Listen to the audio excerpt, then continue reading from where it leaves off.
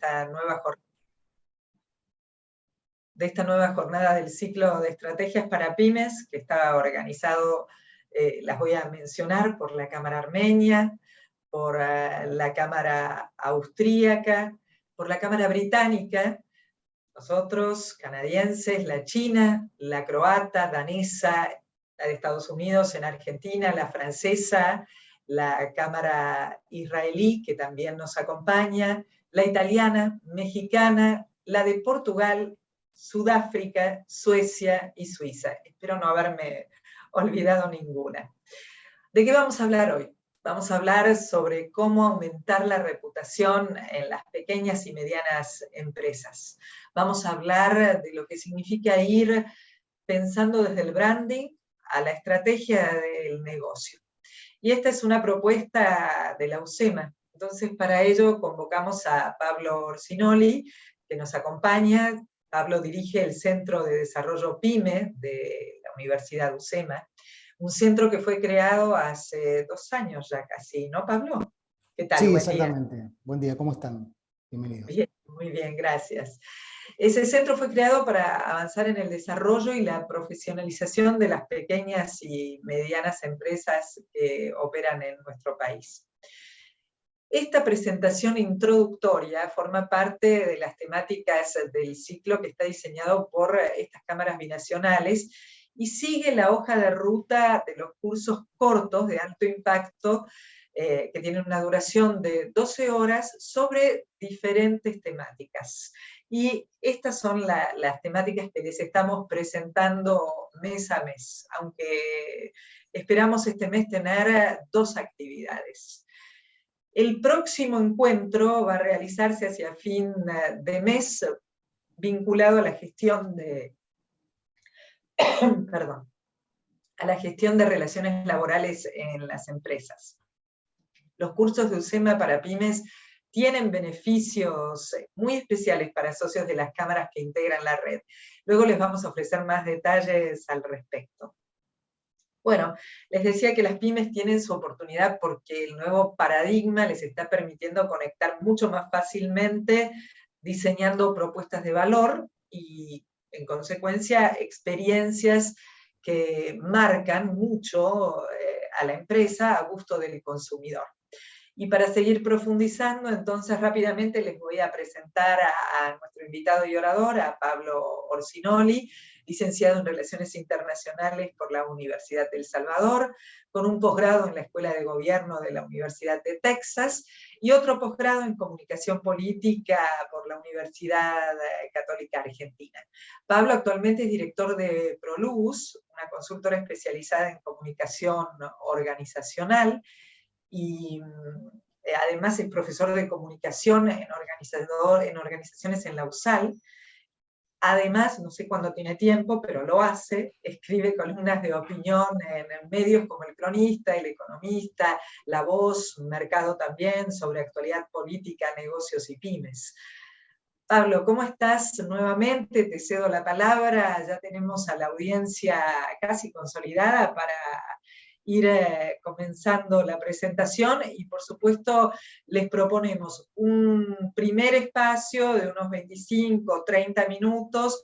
Pablo va a presentar a su coequiper que nos acompaña hoy y luego podemos ir volcando las preguntas en el chat, las transmitimos, o bien veremos luego ir levantando la mano y abriendo el micrófono, si les parece. Pablo.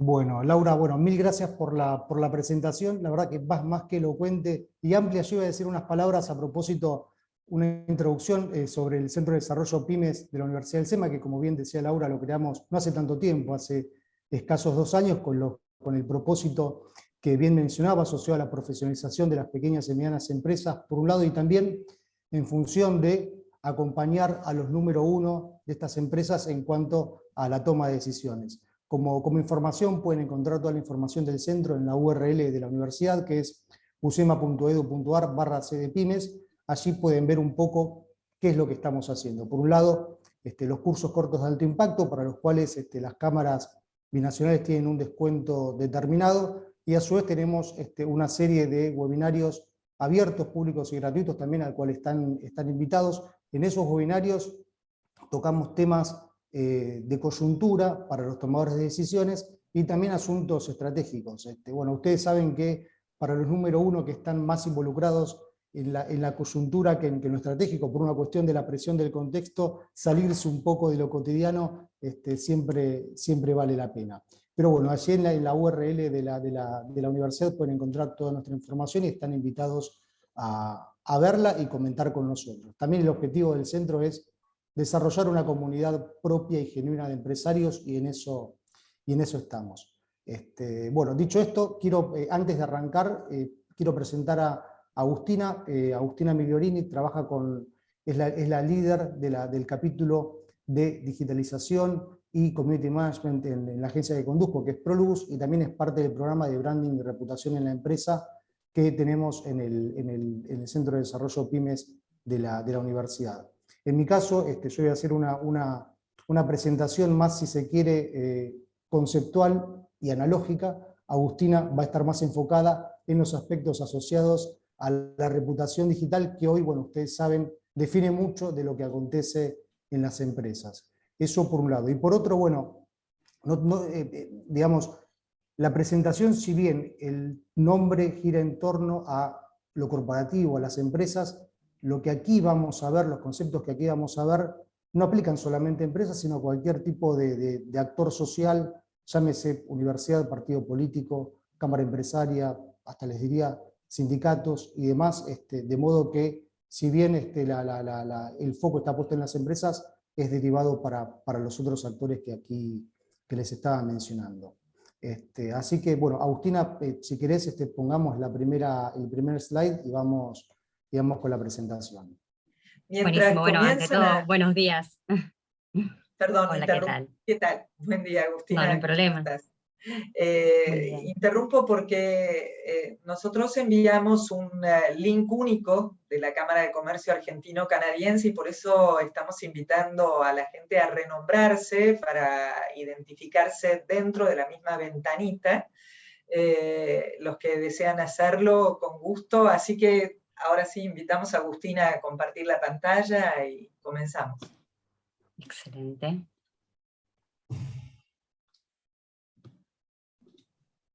Bueno, ahí se ve bien, ¿verdad? Bueno, hecha esta breve introducción en la cual les comentaba a propósito del CDPymes, les cuento que lo que aquí vamos a ver en este contexto, como ven ahí en pantalla, digital, de cambio y emocional, tiene que ver con cómo trabajar la reputación de las organizaciones. Pero eso, digamos, que es la luz al final del túnel. Es decir, que para alcanzar ese objetivo, primero nuestra propuesta es trabajar puertas adentro, desde el branding y la identidad organizacional. De modo que iremos, y esa es un poco también la propuesta del programa, de atrás para adelante, como suelo decir, de la defensa al ataque, de lo interno a lo externo, para, por supuesto, alcanzar congruencia y evitar crisis. Esa es hoy, digamos, nuestra propuesta de valor. Si querés, Agustina, pasemos a la siguiente. Bien, bueno, ustedes, como primer punto, no se preguntarán por qué trabajar la reputación desarrollando estrategias de branding. Bueno, uno podría argumentar ahí que contar con una marca reconocida es un activo muy valorado tanto por los públicos, luego habrá que definir qué tipo de públicos, y por las empresas. Y bueno, para tal fin, es decir, para contar con una marca de preferencia, este es un concepto que vamos a utilizar mucho a lo largo de esta presentación y del programa, el hecho de diseñar lo que nosotros llamamos un perfil de identidad organizacional con anclaje en los atributos de marca, en el propósito y en la propuesta de valor, también en la experiencia del cliente, es, digamos, el camino que nosotros siempre recomendamos. Sigo, el otro punto, bueno, que las empresas con mayores niveles de branding y de reputación son típicamente más exitosas. Bueno, hay estudios internacionales de consultoras muy renombradas que certifican esta aseveración. Eso como punto 3. Como punto 4, uno puede también argumentar que actualmente los clientes compran significados además de productos, ¿verdad? Esto es algo que hoy está también muy instalado y que seguramente compartimos y tenemos la misma sensación. Y el último punto es uno de los que más me interesa desarrollar y está asociado con los costos, ¿no? como les decía, en esta economía que a mí me gusta llamar digital y de las emociones, esta economía nos permite competir más fácilmente en nuestro target y les diría empatizar con los públicos que nosotros tenemos, con otros públicos. Pero, ¿qué quiero decir con ello? ¿No? Lo que antes era prohibitivo para muchas empresas, vuelvo, por costos, hoy en verdad es una verdadera oportunidad para empresas que no disponen de un presupuesto tan abultado y de diversos tamaños. Aquí me gustaría poner un ejemplo, ¿no? Pautar en un medio tradicional o bien diseñar algún PNT antes, digamos que era la estrategia para las empresas que disponían, y para las grandes empresas que disponían de un presupuesto determinado. Bueno, si bien esto sigue formando de las acciones asociadas a branding y reputación, hoy han surgido, como ustedes saben, nuevas formas de interacción y posicionamiento que han complejizado y me atrevo a decir, han favorecido el acceso a todas las organizaciones que desean efectivamente trabajar branding, reputación e imagen pública. Si está de acuerdo, Agustina, pasemos al siguiente. Bueno, para ir acelerando, en esta era que nosotros dijimos que es digital, emocional, también es líquida, como diría Bauman, yo me gusta agregar que también es transparente. Es decir, la transparencia es también un activo muy valorado por los públicos a los cuales nos dirigimos. Y esta transparencia en la que estamos inmersos exige que las organizaciones sean coherentes. Exige que las organizaciones sean coherentes. Hago doble clic en esto. Pero ¿en qué sentido lo digo? Bueno, ustedes saben que así como hay organizaciones que efectivamente hacen lo que dicen, otras hacen lo que no dicen, o viceversa, dicen lo que no hacen, ¿no? Entonces, lo que quiero significar con esto es que esa incongruencia en este contexto que a mí me gusta decir que es transparente, donde todo se trasluce, todo se sabe, hoy se paga y mucho y puede desembocar en situaciones de caída de ventas y hasta en crisis de reputación, que es hoy algo verdaderamente muy, muy recurrente para las organizaciones. Pero quiero profundizar en esto para aclarar. Digamos que lo que el contexto le exige de alguna forma a las marcas es que sean espontáneas y tal como ustedes están viendo en pantalla, el dato que aporta esta consultora internacional les exige confiar. La gente quiere confiar en las organizaciones. Es decir, poder confiar en las organizaciones es algo que la gente premia, ya que en líneas generales buscan primero, de alguna forma, confiar e identificarse con los productos y servicios y luego comprar. Podríamos decir que bueno, esa es un poco la tendencia que estamos viendo hoy que acontece en el mercado. Y justamente esa identificación es lo que a posteriori me genera un nivel de reputación determinado, que es un poco de lo que aquí se trata, ¿no? Bueno, lo que ustedes, lo que acabo de decir se ve gráficamente en el slide. Según el dato que están viendo en la pantalla, esto es sobre todo en los países occidentales, ¿no? El 46% de las personas a nivel global define sus compras de acuerdo a la confianza generada por las empresas. Y como ven en la diapositiva, es un dato que va en aumento año tras año. Sigamos con el siguiente, por favor, Agustina. Bien, bueno, y de alguna forma, si hablamos de generar confianza e identificación con los públicos a los cuales cada organización se dirige, está interesada en interactuar, bueno, habrán escuchado hablar de las organizaciones con propósito, ¿no? Bueno, esa idea de trascendencia, esa razón de ser, que justamente de alguna forma trasciende los resultados organizacionales, es lo que genera identificación con el target. El propósito, ¿qué es el propósito? El propósito tiene que ver con los por qué, como suele decir Simon Sinek, un pensador que realmente recomienda y responde de alguna forma a por qué hacemos lo que hacemos. Bueno, lo cierto es que esa causa profunda debería estar presente en toda comunicación, sea esta una comunicación de tinte institucional, una comunicación comercial, un punto de contacto. Pero siempre con Agustina solemos decir que, amén de esto que estamos diciendo, la diferenciación entre la comunicación comercial, la institucional y demás, siempre es muy importante que sea parte del ADN, de la cultura de la organización. Así que bueno, sigamos con el siguiente slide, por favor, Agustina. Bueno, bien, este es un tema muy importante, ¿no? Antes hablábamos de los comportamientos de compra, ¿no? Bueno, lo cierto es que estamos en presencia de consumidores o clientes más exigentes, menos leales, más rastreables a propósito de la irrupción de herramientas como el Big Data, como la microsegmentación, y también mucho más emocionales. Yo diría que en esto es algo que estamos de acuerdo quienes estamos en esta sala. Sin embargo, al mismo tiempo habrán escuchado hablar de los prosumidores, ¿no? Que en definitiva terminan siendo consumidores expertos o fanáticos de determinados productos y servicios que de alguna forma contribuyen con la puesta a punto o con el refinamiento de los productos y servicios de las organizaciones. Bueno, acá aclaro algo. ¿Dónde estaría la importancia de esta figura que surge no hace mucho tiempo y que obedece, por supuesto, a un nuevo paradigma asociado a lo digital, donde la interacción empresa-cliente ha aumentado sostenidamente? Bueno, la importancia de ellos radica en que los comportamientos de compra hoy giran en torno mucho más a reviews y a recomendaciones de lo que los definían tiempo atrás. Entonces, ¿qué quiero decir con esto? Que como corolario de la asunción de este nuevo tipo de relacionamiento empresa-clientes, las empresas deberían hacer un esfuerzo mucho más sustantivo en darle importancia a este nuevo tipo de figura, ya que es muy importante porque puede incluso considerárselos como embajadores de marca en algún punto. Bien, Agustina, si querés pasemos al siguiente.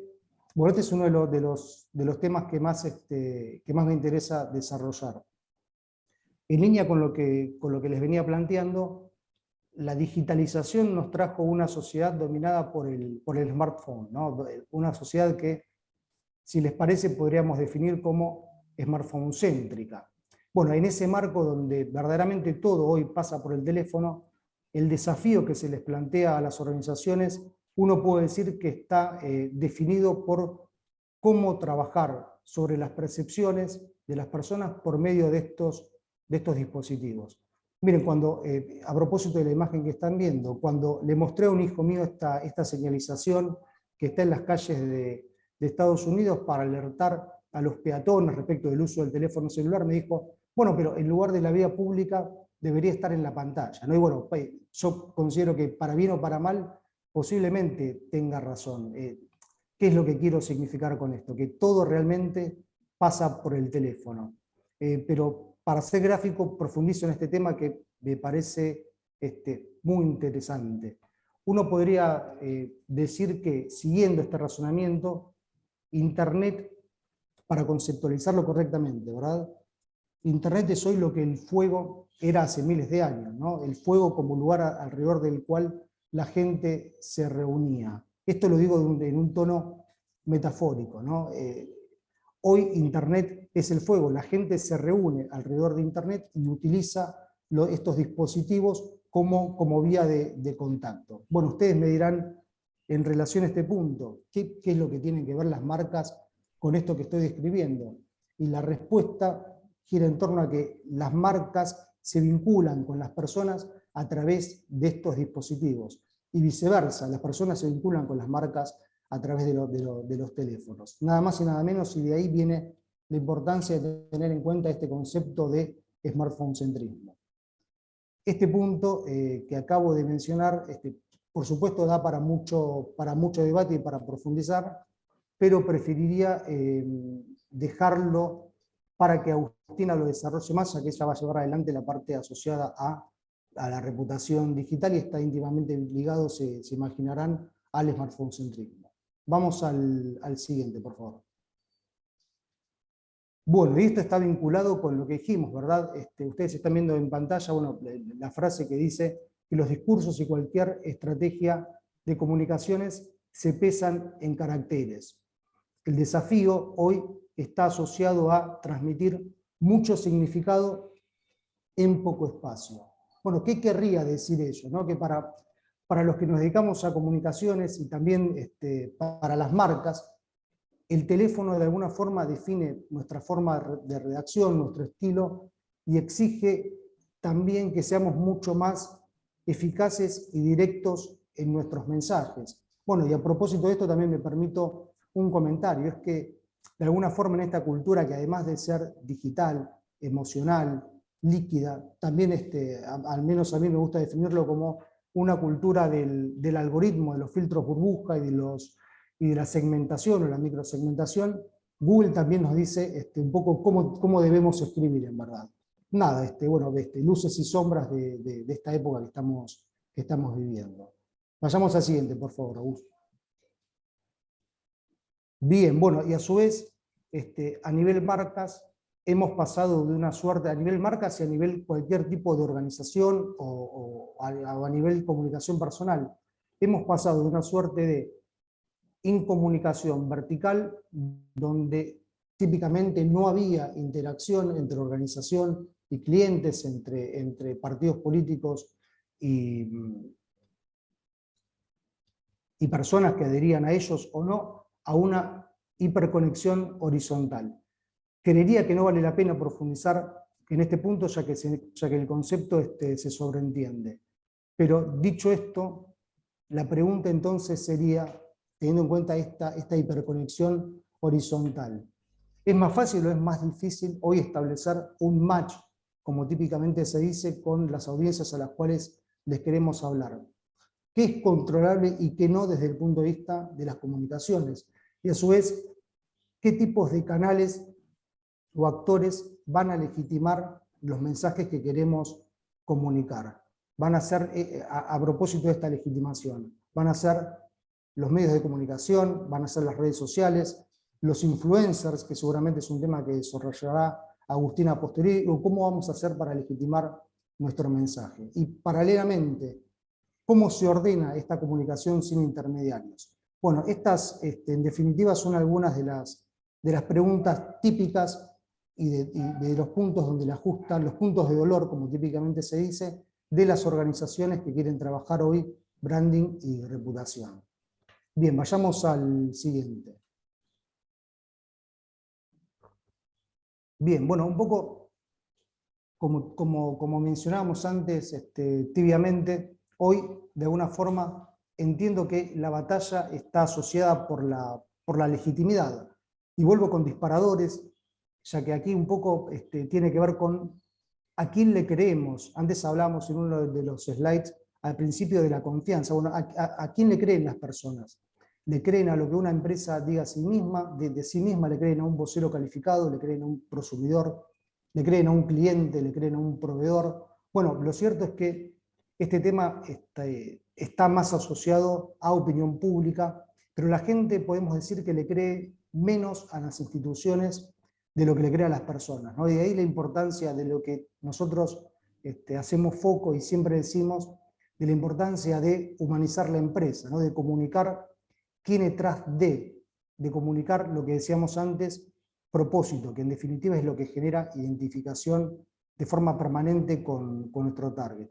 Y también en esta hiperconexión horizontal, como decíamos antes, de generar una buena reputación, no solo a partir de lo que es comunicación per se, sino sobre todo a partir de las conductas. Y resalto este punto porque, en definitiva, las organizaciones pueden comunicar cualquier cosa. Ahora, si no hay un correlato entre lo que dicen y lo que hacen, si no hay un correlato entre comunicación y conducta, bueno, por supuesto habrá problemas de reputación y serán menos creíbles, que es algo que abunda y mucho en el mercado. Bien, vayamos al siguiente. Gracias. Bueno, presentado un poco, acá lo que presentamos en esta primera parte es el enjambre comunicacional en el cual estamos operando las organizaciones, pero en esta segunda parte voy a hacer foco en algunos conceptos y pilares de branding. Para comenzar con este punto, bueno, como información, la palabra brand viene de los países escandinavos y significa quemar, como el concepto de la yerra. Antiguamente yo identificaba qué cosa era mía, qué productos eran míos a partir de ese sello. Hoy, dice David Acker, lo que están viendo en pantalla, brand es el nombre utilizado para identificar, distinguir, diferenciar organizaciones o productos en competencia. Si bien esto es algo establecido y es una realidad, nosotros sabemos que las marcas son mucho más que eso, ¿verdad? Hay una construcción semántica, identificatoria y también asociativa entre las marcas y los públicos. Esto va a quedar claro un poco cuando a lo largo del programa desarrollemos con Agustina los perfiles de identidad organizacional. El programa comienza el 3 de mayo. También en pantalla pueden ver una definición, si se quiere, más terrenal, que es la que elige Jeff Bezos, ¿no? Él dice que tu marca, en relación a la marca personal, es lo que dicen de ti cuando no estás en la sala. Bueno, tienen entonces una definición de tinte más académica y una definición más coloquial. Vayamos al siguiente entonces, por favor. Bueno, y en este contexto, ¿qué sería branding? Definimos brand en el anterior. Branding se trata, en definitiva, de la acción estratégica de pensar y trascender la marca. Acá, en este punto, me permito también un comentario, y tiene que ver con que, en definitiva, todas las empresas, todas las personas, todas las organizaciones siempre están haciendo branding. Algunas, en definitiva, lo hacen de una forma más consciente y otras lo hacen sin saberlo. Y bueno, este punto de que comunican cosas sin hacerlo de forma, sin una intención, entiendo que es un punto clave. Es que de alguna forma coincidirán conmigo que en algunas empresas hay una sobreventa de la comunicación, una sobreventa de branding. Puede ser en el formato de marca de empleadora o en el formato de relacionamiento con clientes. Y en otras hay una notoria escasez cuando en verdad tienen o suelen tener argumentos para ser relevantes ante los públicos con los cuales pretenden interactuar. Y este último punto es especialmente importante, o esta notoria escasez se hace notar con mucha más potencia en el segmento de las pequeñas y medianas empresas, cuando en verdad, tal como vimos al principio de la presentación, hoy las posibilidades que brinda el ecosistema digital les posibilitaría, valga la redundancia, trabajar mucho más fuertemente en su imagen y su reputación en el mercado. Bien, vayamos a la siguiente, por favor. Branding. Bueno, arquitectura de marca. La arquitectura de marca tiene que ver con que es la herramienta que nos sirve que nos permite evitar, digamos, lo que es el caos de marcas. Es decir, cuando una empresa tiene muchas marcas dentro de una misma organización, típicamente las tiene que ordenar con alguna lógica. Bien, sigamos al siguiente, que entiendo que es mucho más gráfico. Bueno, como ven, hay muchos modelos de arquitectura de marca. Aquí nos vamos a centrar en tres en particular. Algunos son más flexibles, llamémoslos así, como el House of Brands, el que ustedes están viendo a la derecha de la pantalla, donde cada marca típicamente tiene una vida propia. Hay muchos casos, a mí me gusta mencionar siempre el caso de Unilever o el de Procter & Gamble, son ejemplos típicos en el mercado. Lo cierto es que en este punto, al tener cada marca una identidad, una vida propia, implica que el propio diseño organizacional de las empresas sea típicamente más complejo. ¿Qué quiero decir con esto? Que cada marca en líneas generales siempre tiene un brand manager, por ejemplo, ¿no? Entonces eso habla de la complejidad del diseño organizacional que implica una estrategia asociada a House of Brands.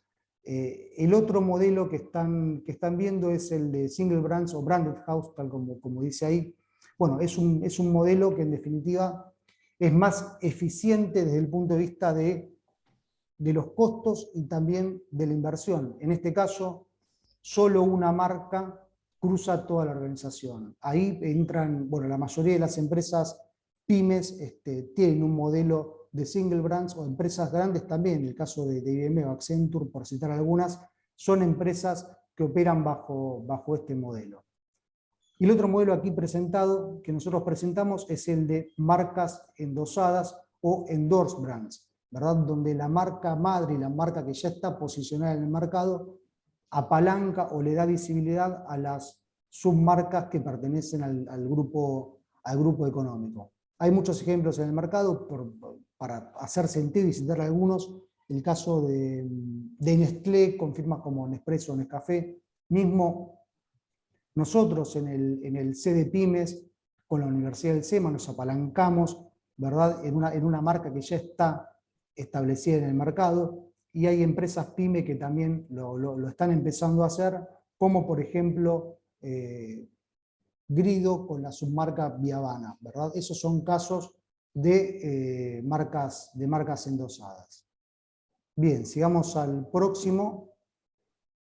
Bueno, la identidad de la marca o el ADN de la marca es uno de los temas más ricos. Está compuesta, ahí lo están viendo, a ver, cada consultor, por supuesto, tiene su librito. Esto es un recorte, algo sencillo como para mostrar rápidamente. Luego vamos a ver un caso, pero lo que quiero decir, la identidad de la marca típicamente está compuesta por estos patrones o estos atributos: el nombre, el símbolo, los beneficios, los valores y demás. Si querés, pasemos al siguiente, Agustina, por favor. Bien, bueno, el objetivo que se propone la identidad o el ADN de la marca siempre tiene que ver con lograr que esa intersección sea lo más robusta posible. Es decir, que cuanto más robusta es esa intersección, más valor de branding tengo.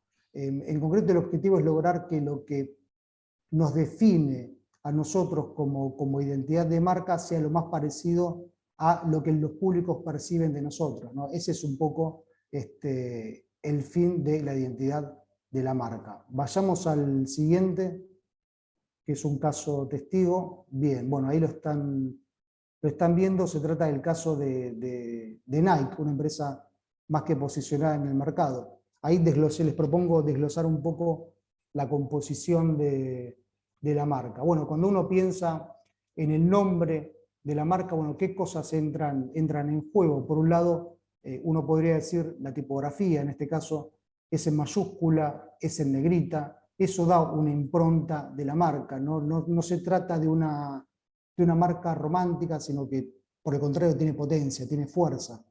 Incluso ustedes sabrán, hay muchas marcas que han desarrollado sus tipografías propias. Por citar algunos casos, el caso de Netflix, el caso de Coca-Cola. En definitiva, la tipografía de alguna forma habla también de la identidad de la marca. Bueno, luego la construcción de un símbolo, ¿no? Hasta les diría que las marcas más fuertes en muchos casos tienen un símbolo, una simbología que incluso puede llegar a convivir por fuera de la marca y le permite a los públicos identificarlas como tal. Hay muchos casos, por ejemplo, la M de McDonald's, los círculos de Mastercard, la manzana de Apple o bien la pipa de Nike que estábamos mencionando previamente. Pasemos un segundo a la siguiente, Agustina, por favor, y volvemos. Bueno, hablamos del símbolo, ¿no? Bueno, lo cierto es que las empresas también tienen la posibilidad de desarrollar personajes icónicos en vistas de generar ciertos niveles en estos casos, de familiaridad, de empatía, de cercanía con los públicos a los cuales se están dirigiendo. En el caso de M&M desarrolló esos personajes, por supuesto, con estos fines de buscar cercanía, familiaridad, hasta les diría recordación, lo mismo que la empresa Churrería El Topo. Luego estaría interesante hacer un análisis del porqué de los colores, por qué la palabra escrita al revés, por qué ese personaje icónico, entre otras cuestiones. La otra que están viendo es la firma Resinpol, una empresa química que opera en el mercado argentino, una empresa familiar, que para significar un poco lo trabajoso que ha sido el recorrido de la empresa en los primeros 50 años y lo pesado que ha sido ese recorrido, decidió desarrollar como personaje icónico el elefante con el tambor que están viendo allí. Bien, bueno, pero volvamos al caso de Nike para hablar un segundo sobre los beneficios. Ahí les diría que un poco a los que trabajamos en branding, nos gusta hablar de 2/3 beneficios. Aquí vamos a profundizar en 2 en particular: los beneficios utilitarios y los beneficios funcionales, ¿verdad? Luego están los beneficios sociales, que también son, les diría, muy relevantes hoy, pero por una cuestión de tiempo no vamos a llegar a desarrollarlos. Bueno, los funcionales o utilitarios, por supuesto, están asociados a lo que el cliente o lo que el consumidor espera de los productos o servicios de esa marca. Ahí uno puede preguntarse, bueno, ¿qué cosas espera alguien que consume Nike? Bueno, uno podría esperar la performance. Nike, bueno, puede ofrecer la alta tecnología y la calidad o el control o el confort derivado de sus productos y servicios. Recuerden siempre que los beneficios que nosotros llamamos funcionales siempre están asociados a lo utilitario. Seguidamente, bueno, los beneficios emocionales, ¿no? Estos beneficios están más asociados a lo que las personas sienten al consumir o al utilizar determinados productos y servicios. Bueno, acá podemos hipotetizar sobre el caso Nike. Uno podría decir que una persona que usa Nike disfruta de la excelencia atlética, o bien de identificarse, si se quiere, con esas figuras de élite que utilizan la marca. Lo cierto es que aquí hago un punto. Tengan en cuenta lo siguiente: por un lado, los beneficios utilitarios o funcionales hacen relación a estrictamente lo utilitario del producto y servicio, y los beneficios emocionales a lo que las personas sienten al usar esos productos y servicios. Están más asociados a lo aspiracional. Bien, bueno, luego de los beneficios, otro punto clave tiene que ver con la personalidad de la marca. Ahí ustedes sabrán, hay muchas técnicas, ¿no? Una de las más conocidas es el brand character, y ahí el fin tiene que ver con identificar con adjetivos ficticios, por supuesto, cómo sería una persona típica que utiliza esos productos y servicios. Este punto que podría desarrollarlo, en verdad, prefiero dejarlo hacer un impasse y dejar que lo desarrolle con más robustez Agustina cuando hable después de mí. Bueno, y por último, el tema asociado a los valores en la identidad, ¿no? En definitiva, se trata de los valores que están asociados al corazón de la marca. Tiene que ver con los patrones o las características que la marca defiende. De vuelta, esta es una hipótesis, ¿no? Pero uno podría decir que los valores que Nike defiende estarían asociados a la competitividad, la agresividad, la superación. Esto es algo típico que normalmente acontece a la hora de desgranar un poco la identidad o el ADN de las firmas. Nosotros cuando a lo largo del programa vamos a hablar de empresas grandes, pero también vamos a hablar de los casos de las empresas de cada uno de los participantes, y también de empresas que que ya tienen un nivel de relevancia determinado y que son pequeñas y medianas, y también de los casos de las propias empresas. De forma que, bueno, este es un poco el escenario de la identidad de la marca y la naturaleza de las empresas. Vayamos al siguiente, por favor. Bueno, bien, presentados estos tips para pensar de alguna forma estratégicamente la marca, este es un punto que a mí me interesa de sobremanera, ya que de alguna forma las marcas operan en un contexto y también en una cultura determinada. Y por esa causa a mí me parece muy interesante esta reflexión de hace unos años del CEO de McCann. Allí a lo que está diciendo yo agregaría que además de ayudarnos, entre comillas, y sobre todo de entendernos, las marcas tienen el rol de interpelarnos, ya que de alguna forma diría que forman parte de la construcción social discursiva, ¿no? Es decir, son formadoras de opinión y generan expectativas en las personas. Nosotros en el curso vamos a ver diferentes operaciones de valor contextuales y de cómo las marcas agregan valor interpelando personas y viceversa. Las personas interpelan a las marcas. Bien, bueno, para no robar más tiempo, dicho esto, bueno, presentado un poco el ecosistema donde operan las marcas y sobre todo haciendo foco en que la reputación debería trabajarse siempre desde adentro para afuera, desde la identidad y luego de las comunicaciones. Bueno, cierro este punto y le dejo la palabra a Agustina para hablar puntualmente de los temas asociados a reputación online. Agustina, adelante, por favor. Bueno, Pablo, muchas gracias. Justamente antes habíamos hablado de los prosumidores y cómo es que estos usuarios en este momento están generando contenido que todos podemos leer y podemos acceder. En este cuadro lo que vemos es todo el contenido que se está generando solamente en un minuto. Digamos, podemos ver diferentes plataformas que son más o menos utilizadas en Argentina o que conocemos más o menos, pero lo que llama la atención es el volumen de la información, es muchísimo. Y en todo este volumen seguramente ya están hablando de nuestras empresas, nuestras marcas, nuestras organizaciones. Por eso decimos que Internet es un espacio que podemos aprovechar, es una oportunidad para las pymes, ¿no? Para ser relevantes en este mercado que es tan complejo y en el que es importante que podamos conectar con nuestros públicos. Pero ¿cómo hacemos para conectar? Tomamos este pequeño caso como disparador, que es un caso que tuvimos a fin del año pasado. Fue una pequeña crisis que tuvo Habana en sus redes sociales, que en realidad sucedió de la siguiente manera. Lo que pasó, al principio inició bien. Ellos reconocieron que había una conversación, específicamente en Twitter, que tenía que ver con el valor que se le otorgaba a las cajas de fin de año, las que se entregan en diferentes empresas.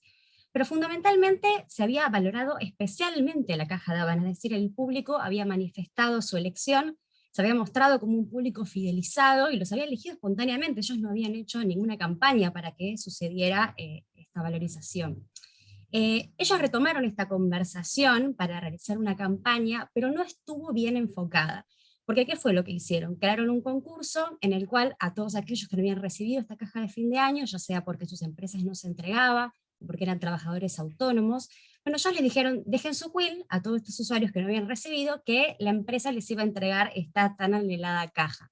Sin embargo, luego dijeron que era una broma al Día de los Inocentes, y de esta manera se generó una decepción en estos usuarios que habían manifestado abiertamente su decisión de elegir la marca, ¿no es cierto? Entonces, por eso decimos que fue una pequeña crisis, porque no solamente decepcionaron a nuestros usuarios, sino que también se produjo una denuncia, porque también se habían pedido datos personales de los usuarios. Por eso decimos que es muy importante poder conocer a nuestro público, poder saber qué es lo que le interesa, por qué nos elige, cuáles son estos puntos de dolor que hay que tener muchísimo cuidado a la hora de comunicar, y cómo hacer para justamente fidelizarlos y poder llevar adelante este vínculo genuino a lo largo de los años. Entonces, para desarrollar nuestra reputación y la propuesta de valor que le va a dar sentido a la reputación, es decir, la que está detrás y va a ser la base de todo lo que vamos a comunicar y de las soluciones que vamos a brindar como empresa, como organización, ¿qué es lo que tenemos que hacer? Tenemos que conocer a nuestro público, es decir, saber a quién le vamos a hablar, porque puede que nuestra marca ya tenga, digamos, tenemos nuestros valores, tenemos lo que queremos decir, lo que queremos comunicar, pero también está lo que el usuario quiere escuchar. Entonces tenemos que encontrar este punto medio, este equilibrio, para poder conectar y desarrollar vínculos a largo plazo. Por supuesto que la reputación, hay que tener una visión sistémica del desarrollo de la reputación, es decir, existen múltiples actores en la sociedad civil, tenemos los clientes, los partners, el relacionamiento con cámaras, por supuesto que es mucho más complejo el panorama, pero en este caso nos vamos a centrar en el enfoque comercial y específicamente en una figura que es el buyer persona, y que nos va a permitir entonces poder delinear cuál es este público en particular al que nos vamos a dirigir. Esta figura está dentro del módulo de públicos que vamos a ver en el curso, y que también está dentro de la lista de lo que vamos a desarrollar del perfil de identidad organizacional. Entonces, ¿qué es el buyer persona? Es este prototipo de cliente, es decir, la construcción semificticia del target, no solamente al que le vamos a ofrecer nuestros productos, nuestros servicios, nuestras ideas, nuestro proyecto, sino también con el que vamos a buscar conectar en cada uno de los contenidos que desarrollemos, en cada uno de los mensajes que nos identifiquen como marca. ¿Cuáles son los objetivos del desarrollo de esta figura del buyer persona? Bueno, primero, conocer profundamente a nuestros clientes, es decir, no de forma superficial, sino saber exactamente cómo vincularnos con ellos. Y por lo tanto, al poder conocerlos, esto nos va a permitir crear contenido que realmente esté dirigido a estas personas. Entonces, ¿cómo hacemos para desarrollar esta estrategia del buyer persona? Bueno, primero tenemos que tener en claro cuáles son los objetivos de nuestra marca. Y en segundo lugar, tenemos que apuntar a cuáles son los puntos de dolor de nuestra audiencia. Por supuesto que tenemos que hacernos diversas preguntas. Vamos a hacer un repaso de algunos ejemplos de preguntas que nos podemos hacer para configurar esta figura. Entonces decimos, en primer lugar, bueno, los datos clave, los que siempre tenemos en cuenta, los demográficos, la edad, el sexo, la ubicación, el nivel socioeconómico, pero también tenemos que preguntarnos otras cosas. Por ejemplo, ¿qué es lo que lleva a nuestra audiencia a que necesite nuestra solución? ¿Por qué realmente es relevante las soluciones que nosotros brindamos? ¿Nosotros hoy en día estamos pudiendo cubrir esas necesidades, esos problemas, o estamos vinculándonos con esos intereses que tiene nuestra audiencia? Después, desde el punto de vista laboral, ¿a qué se dedican estas personas que forman parte de nuestra audiencia? Son personas que están estudiando, que están trabajando, que pertenecen a un sector laboral específico, cuáles son sus puestos de trabajo, cuál es su formación. Incluso también tener en cuenta qué les gustaría cambiar de su trabajo, cuáles son sus expectativas. Y aquí entramos en el terreno de los aspectos personales, cuáles son sus objetivos, qué hacen en su tiempo libre, porque también es muy importante, qué es lo que las motiva, cuáles son sus aspiraciones, sus éxitos, sus desafíos, sus miedos, porque acá también es importante porque podemos encontrar una oportunidad en estas necesidades y en estos miedos. ¿Dónde viven estas personas? ¿Cuál es su estado civil? ¿Tienen hijos?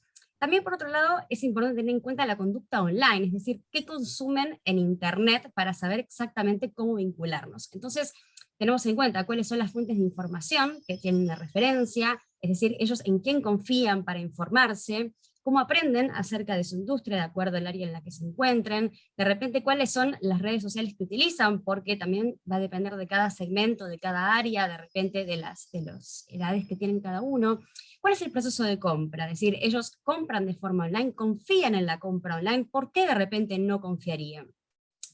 Por último, tener en cuenta por qué dirían que sí, es decir, por qué nos elegirían, es decir, qué valoran actualmente nuestro producto, por qué nos eligen y por qué nos dicen que sea a nosotros y no a la competencia. Y por otro lado, ¿por qué no nos eligen? Esto es muy importante para poder crecer, es decir, cuáles son las barreras, por qué deciden elegir a alguien de la competencia, o cuáles son las preocupaciones que hacen que hoy en día no nos estén diciendo que sí, o tal vez tiene que ver con que hoy en día sí ofrecemos soluciones acertadas, pero no las estamos comunicando correctamente, o falta información que en este momento no está llegando. Entonces, ¿cuáles son las ventajas de desarrollar todo este proceso de construcción del buyer persona? Como decíamos antes, comprender profundamente al cliente, pero no solamente comprenderlo, sino que también esta información nos sirve a nosotros para poder encontrarlo, para poder llegar a esas personas. ¿Cómo? Entonces, por ejemplo, en el caso de la publicidad online, la publicidad en Google Ads y también en Facebook, lo que nos permite es crear segmentaciones. En estas segmentaciones vamos a incluir tanto intereses como comportamientos de estos usuarios. Entonces, si conocemos estos intereses y comportamientos de antemano, nos va a permitir impactar directamente a los usuarios correctos y no estar de repente comunicando a personas que no se identifican con lo que nosotros estamos comunicando. También definir dónde están estos clientes potenciales, es decir, no apuntar a todas las plataformas si sabemos en realidad que esas personas están en una plataforma concreta. Esto también nos va a permitir poder rentabilizar el presupuesto, porque nos vamos a enfocar no solamente en el presupuesto, también en los esfuerzos, en plataformas concretas donde sabemos que nos van a leer y nos van a escuchar. Entonces decimos que este es el tiempo de humanizar a la marca, un poco como decía antes Pablo, que tienden a no creerle a las organizaciones o a las marcas. Bueno, es importante que podamos humanizarla, que podamos conectar desde este lugar, y conocer a esta audiencia nos permite humanizar a la marca, generar mayor credibilidad, generar mayor empatía, pero no solamente humanizar a la marca, sino también visibilizar a esas personas que están detrás de la marca, esas personas que entregan su corazón, su esfuerzo, todo su recorrido para que esa marca pueda generar propuestas relevantes. Este es el lugar también donde podemos visibilizar a facilitadores, a diferentes equipos. Acá tenemos un ejemplo interesante de cómo se juega eso. En el ejemplo de la izquierda lo que vemos es una presentación de un producto de HubSpot, y en la derecha vemos la misma presentación del producto, pero hecha por una de las personas que tiene un puesto gerencial dentro de la empresa. La diferencia es que en este segundo caso, esta persona está manifestando de repente cómo es que surgió la necesidad de desarrollar ese producto, cuáles fueron las dificultades que tuvieron en el camino. Entonces está presentado ese producto de una manera mucho más humana, que puede conectar con las personas y se transmite de otra manera, ¿no es cierto? Se conecta desde la honestidad, desde la experiencia. Entonces, también decimos que es tiempo de escuchar. En este caso, vemos un dato de la KCI que analizó 113 organizaciones, y algunos de los números a los que llegó es que el 88% tiene un manual de imagen corporativa, pero el 44% no está monitoreando qué es lo que se dice de su marca en Internet. Entonces, en este caso es importante, nosotros tenemos que saber qué queremos decir, pero también tenemos que escuchar lo que están diciendo de nosotros, porque es la base para que podamos mejorar, desarrollar y saber lo que necesitamos para seguir creciendo, no solamente en casos de crisis como la pequeña crisis que nombramos antes, sino también para que nuestra empresa pueda crecer, pueda detectar oportunidades, y eso es el fin último de todo este proceso. También decimos que es tiempo de planificar. En este caso tenemos buenas noticias, ¿no? El 66% incrementó también a su equipo de crisis y se dedicaron a desarrollar el manual de crisis. En este caso, ¿por qué es importante planificar? Porque si estamos preparados y tenemos estas respuestas ya de antemano, va a ser mucho más fácil que podamos generar una respuesta rápida en caso de necesidad. Por supuesto que hay que atender el contexto, cada contexto es diferente, hay que analizar cada situación en particular, pero si tenemos todo este trabajo previo va a ser mucho más sencillo y vamos a poder aprovecharlo muchísimo mejor. Entonces, algunas claves que por supuesto vamos a desarrollar muchísimo más en el curso, pero que queremos dejar planteadas desde el inicio, unas claves para desarrollar la reputación online. En primer lugar, contar con una propuesta de valor, todo lo que venimos hablando sobre el branding y el ADN de la marca, es decir, tomarnos el trabajo de desarrollar todo este aspecto, y que también tiene que ver con el perfil de identidad organizacional, ¿no es cierto? Desarrollar toda esta base para poder saber exactamente qué es lo que queremos entregar como marca. También ser una marca con propósito, que lo vimos antes, esto de no solamente parecer, sino también serlo, principalmente porque en esta era de la comunicación todo se sabe, es decir, si nosotros vendemos que tenemos un propósito, es importante que también nuestras acciones vayan en la misma dirección y que podamos demostrar que estamos interesados, que ese es nuestro propósito, que queremos trascender de esa manera y no solamente de repente vender el producto, el servicio, la idea, sino vender estas soluciones, estas oportunidades. Bueno, como dijimos también, construir el buyer persona para poder desarrollar este vínculo que de repente no sea nada más que una compra, sino sea un vínculo a largo plazo y que nos permite ofrecerles contenido relevante. Crear una estrategia, es decir, que todo lo que comuniquemos esté basado en nuestros objetivos, que no sean campañas aisladas, sino que respondan a estos objetivos generales que nos planteamos desde el inicio. También buscar potenciales clientes y no seguidores, que este es un punto importante, que uno siempre suele mirar el famoso número en los canales sociales, y en realidad esto no es tan importante, porque lo que buscamos son personas que eventualmente se contacten con nosotros, interactúen con nosotros, hagan transacciones, es decir, que valoren y desarrollen un vínculo genuino, no simplemente que estén ahí para abultar un número que en realidad no tiene consecuencias positivas. También practicar la escucha activa, esto que decíamos, no solamente comunicar hacia afuera, sino también aprovechar lo que tienen para decirnos, no solamente para saber si efectivamente estamos comunicando bien y si nuestro mensaje está llegando, sino también para poder aprovechar lo que están diciendo, porque lo que dice nuestra audiencia puede ser súper productivo para que nosotros podamos mejorar, desarrollar mejores productos, y también aprovechar estas oportunidades de conectar con ellos y de desarrollar un poco más este vínculo. También comunicar en las plataformas correctas, es decir, no esta desesperación quizás de estar en todas las plataformas por solamente estar por estar, sino estar en las correctas, estar en las plataformas en las que nuestros usuarios, que forman parte de nuestro buyer persona, sabemos que van a estar y que nos van a escuchar. Y por último, posicionar nuestra voz, esto que decimos en este gran mundo de los prosumidores en el cual se produce muchísimo contenido, bueno, tener nuestro lugar, ser voz autorizada. Cuando nos busquen, sepan lo que tenemos para decir, que encuentren nuestra opinión, que encuentren nuestra propuesta, que puedan valorarla y podamos volvernos relevantes en ese universo para poder que nuestra marca pueda seguir creciendo y desarrollándose cada vez más. Así que bueno, hasta ahí llegamos. Bueno, nos parece súper atractivo esto de la escucha activa, y esperemos que los que nos están escuchando tengan también una escucha activa. Por lo pronto, gracias Pablo y Agustina, excelente presentación, clarísima, precisa, puntual, y lo que les quería preguntar es, para iniciar la conversación, en principio tenemos ahí alguna pregunta escrita en el chat, es ¿qué pasó después de la pandemia, ¿no? ¿Cómo se trabaja con la gestión de riesgo reputacional? y lo mencionaste en varios de los puntos, Agustina, y también Pablo, pero ¿notaron un cambio sustancial? Agustina, ¿querés responder vos? Sí, por supuesto, sí, sí. Dale. Sí, sobre todo existen dos puntos. En primer lugar, que por supuesto nuestra vida de alguna manera se trasladó al mundo online durante el tiempo que estuvimos en cuarentena. También hubo un desarrollo muy importante del sector digital de los negocios, eso por un lugar, o sea, hubo muchísimas marcas que buscaron estos nuevos caminos que tal vez hasta el momento no habían probado. Pero por otro lado también es importante tener en cuenta una tendencia, que es que las personas empezaron a valorar marcas que se involucraban con propósitos que eran relevantes, sobre todo en estas situaciones de crisis, ¿no es cierto? Situaciones de dolor, situaciones de necesidad.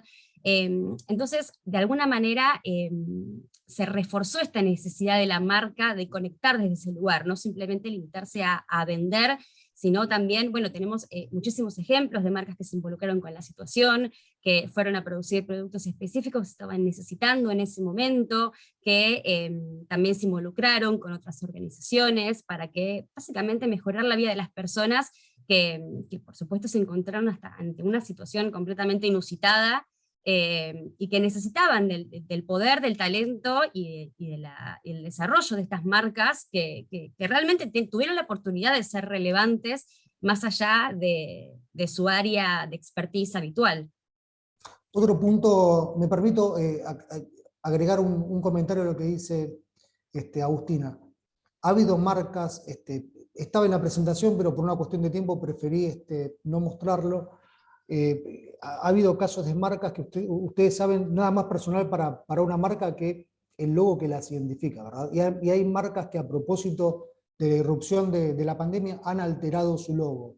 Empresas como Mercado Libre, donde a la hora de mostrarse, entiendo que el logo era una mano como sellado, un apriete de manos como sellando un negocio, bueno, a propósito de la pandemia, lo cambió al choque de codos, por ejemplo. La firma Audi en su momento, cuyo logo está asociado, por supuesto, a los círculos en intersección, los empezó a mostrar separados en relación a ambas cuestiones, por supuesto, asociadas a mantener cierto distanciamiento. Igual que Coca-Cola, el logo de la marca durante la pandemia lo separó sus letras en función del mismo objetivo. Siempre tiene que ver con mostrar un nivel de cercanía y de empatía ante un momento que, por supuesto, nadie le estaba pasando bien. Perfecto, gracias. Vamos a las preguntas. Ya estamos en tiempo, pero les propongo unos minutitos más de extensión para compartir estas consultas. Mauricio López Dardén consulta, ¿qué le interesa a la persona que contrata los servicios de una pyme, que ofrece servicios no de consumo final, sino que son servicios de consumo industrial? ¿Qué es lo que le interesa? Bueno,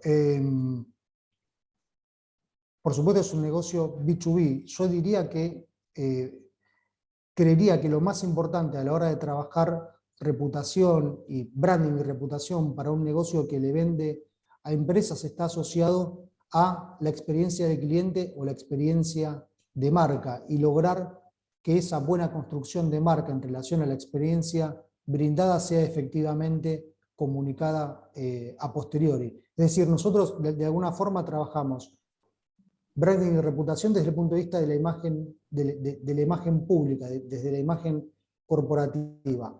Ahora, el último capítulo del programa está asociado a experiencia de compra, experiencia de cliente, y entendería que ese es el punto más importante de desarrollar para una empresa que le vende a empresas, y más tratándose de un segmento como el industrial. De todos modos, habría que profundizar mucho más, por supuesto, para dar una respuesta más concreta y asertiva. Bueno, para eso están los cursos, o luego vamos a compartir la grabación y dejarles los mails de Pablo y Agustina a todos, así pueden seguir comunicándose con ellos. En el plano de la representación sectorial, dice la siguiente pregunta, ese es nuestro caso, el de las cámaras sectoriales, el de las cámaras extranjeras, por ejemplo. ¿Qué estrategia se debería seguir para obtener un posicionamiento en los medios de comunicación. ¿Cómo ven esto? Bueno, ahí yo entiendo que, por supuesto, las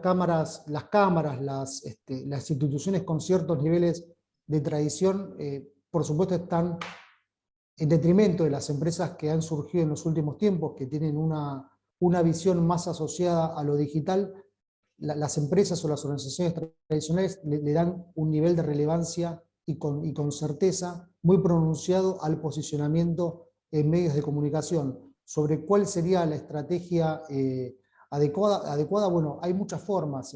Típicamente, como en un momento de la presentación lo mencioné, antiguamente se utilizaba la bendita pauta, lo que se conocía como la pauta. Hoy por hoy sigue estando eso, pero hay muchos temas asociados al relacionamiento con periodistas para que las empresas puedan volcar en los medios de comunicación no solo la marca en sí misma, sino agregar valor con contenidos que pueden ser generados en las propias instituciones. Y créanme que este punto prestigia a las instituciones que ofrecen contenidos complementariamente o no a lo que típicamente se conoce como pauta. Hoy los contenidos es algo que el target final en este ecosistema absolutamente digital, donde todo se sabe, la gente valora mucho. Yo creería que iría por ese lado. Hacia allí estamos yendo, al menos las cámaras binacionales, doy fe de eso. Florencia Butat consulta, porque ustedes mencionaron las marcas que interpelan a las personas, y al contrario se da, a la inversa se da, ¿existen casos donde sean las personas las que están interpelando a las marcas? Sí, absolutamente, sí. De hecho, es importante prestar atención a esto. Existen muchos instantes en los que las audiencias reclaman que la marca tenga respuestas, de repente le ofrecen incluso ideas, por eso decimos que es tan importante que estén escuchando lo que la audiencia tiene para decir, porque muchas veces puede que no sea correcto, pero hay ocasiones en las que puede encontrar oportunidades de desarrollo, e incluso se desarrolla un vínculo mucho más importante, porque si la audiencia ve que la marca está prestando atención, está escuchando, y levanta una idea, levanta una opinión de la audiencia para poder crecer, desarrollar, mejorar, incluso no es una debilidad por parte de la marca, sino que es una fortaleza poder escuchar y sentirse interpelada y realmente dar una respuesta cuando esa información es importante, es relevante, es cierta. Entonces, en este caso sí es súper importante tener en cuenta lo que ellos están diciendo y dejar que nos interpelemos, por supuesto, en los casos en que esa información es rica y permite desarrollar una oportunidad. Excelente. Cecilia Toneta hace una pregunta que abre un abanico de rutas, me parece. ¿Qué conviene hacer ante una situación de crisis?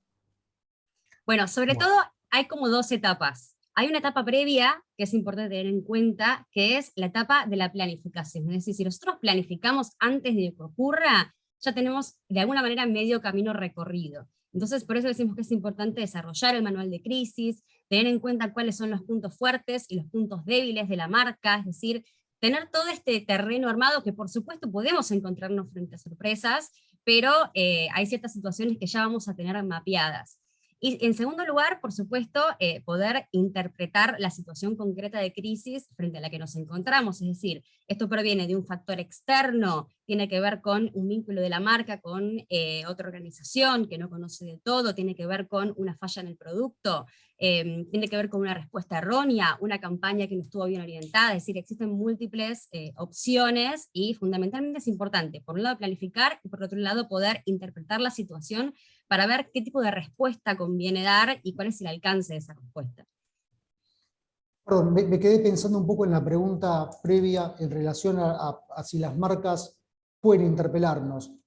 Por supuesto que pueden interpelarnos, de hecho, hoy las personas le exigen a las marcas esto de ser confiables, en definitiva, pero hay algo que en muchos casos acontece y que al menos desde mi punto de vista, y desde el de Agustina también no es aconsejable, que es que en muchos casos las marcas, con tal de subirse a un discurso pasajero, a una moda y demás, terminan de alguna forma evadiendo su propósito y su identidad. Y en ese sentido pierden credibilidad, capaz que en el corto plazo no, porque se suben a un discurso que ya está instalado, pero sí en el mediano plazo terminan perdiendo esa credibilidad que habían ganado. Me parece un punto muy importante, ¿no? Ver hasta dónde llega mi propósito y hasta dónde me dejo influenciar por lo que pasa en la arena social. Me quedo con varios conceptos para desarrollar, como prosumidores fanáticos, como propósitos, que son los motores estratégicos para elaborar una táctica a seguir, buyer persona, riesgo reputacional, y etcétera, etcétera, etcétera. Todo eso se habló hoy. Yo creo, Pablo y Agustina, que me voy a tener que anotar en el curso, y además voy a tener beneficios interesantes por pertenecer a una de las cámaras. Aprovechen esto, y por supuesto les agradecemos muchísimo la posibilidad de entender en esta conversación introductoria cómo nos acercamos a esta cuestión del manejo de la reputación, del branding hacia la estrategia. Seguimos entonces con los cursos de CDPymes de UCEMA. Hacia fin de mes hablábamos de relaciones laborales con el estudio Funes de Rioja. Pronto vamos a invitarlos a todos a participar. Muchísimas gracias, Pablo y Agustina, y a todos, por supuesto. Muchísimas Bárbaro, gracias. Laura, muchas gracias a todos. Bueno, que terminen muy bien el día, que estén bien. Gracias. Buen miércoles para todos. Hasta la próxima. Buen miércoles.